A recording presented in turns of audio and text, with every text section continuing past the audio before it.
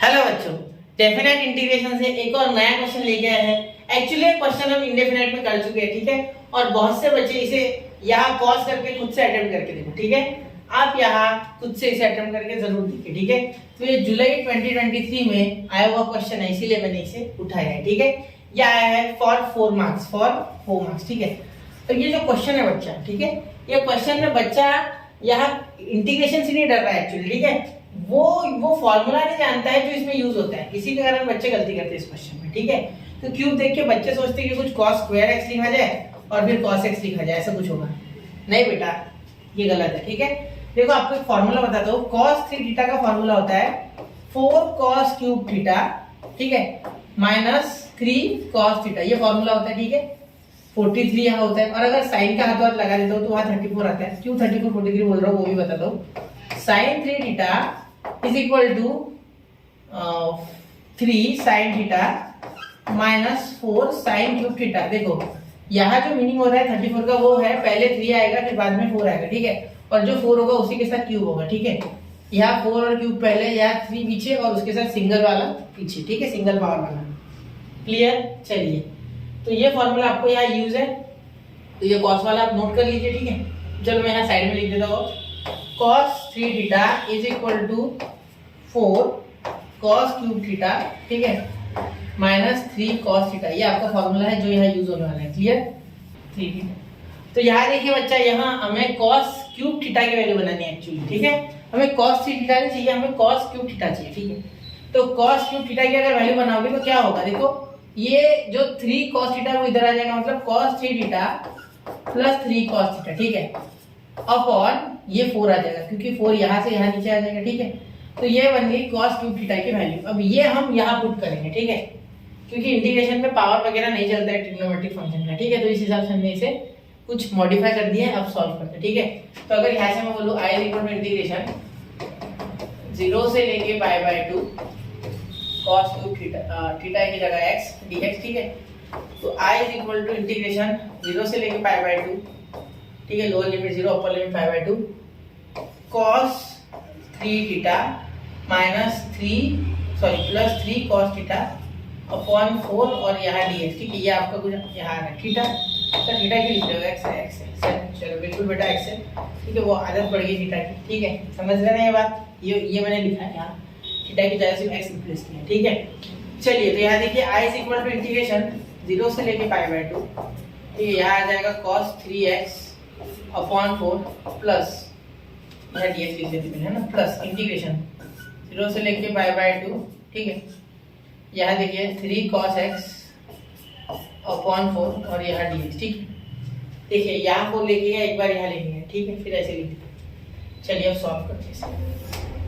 तो ध्यान देना, यहाँ i is equal to integration, देखो 1/4 कांस्टेंट है, बाहर आ जाएगा, ठीक है। तो इंटीग्रेशन दिखता भी नहीं होगा, मैं सीधा 1/4 बाहर लिख दूंगा, ठीक है। और यहाँ देखो cos 3x का क्या आया होगा इंटीग्रेशन, वो आता है बेटा sin 3x, ठीक है, अपॉन 3। सर अपॉन 3 कैसे लिया, ये सवाल होगा आपका, ठीक है, बता रहा हूँ। देखो integration of cos 3x dx is equal to sin 3x तो आया है बेटा, वो तो दिक्कत ही नहीं है कि cos का इंटीग्रेशन sin होता है, दैट इज ओके, ठीक है। लेकिन ये 3x अपने आप में एक फंक्शन है, तो d dx of 3x is what बेटा, 3 कांस्टेंट है, बाहर आ जाएगा, dx बाय dx 1 बन जाएगा, ठीक है। कुछ ऐसा होता है, इसीलिए मैंने वो किया है, ठीक है। अगर फॉर्मूला पूछेगा कौन सा लग रहा है, तो ये देखो integration of cos ax plus b, ठीक है, dx, इसका आंसर आता है sin ax plus b upon a, ये फॉर्मूला है। क्लियर? और प्लस से भी लिखना होता है, ठीक है, वो हम क्वेश्चन में लिखते डायरेक्टली, ठीक है। क्लियर? चलिए, अब यहाँ अगर ध्यान दोगे तो 1/4 sin 3x अपॉन 3, ठीक है, ये मल्टीप्लाई करेंगे, ठीक है। और यहाँ प्लस नीचे ये लिख रहा हूँ मैं, ठीक है, ये मिटा दूं क्या मैं, चलो इसे मैं थोड़ा छोटा कर लेते बच्चा, ठीक है, क्योंकि अब आप ये जानते हो। क्लियर? चलिए इसे ये मिटा दूं क्या है, मैं पता होगा, लिख लिया ना आपने, चलो नोट कर लेंगे, ठीक है, हो गया। चलो इसे मिटा देते हैं। क्लियर?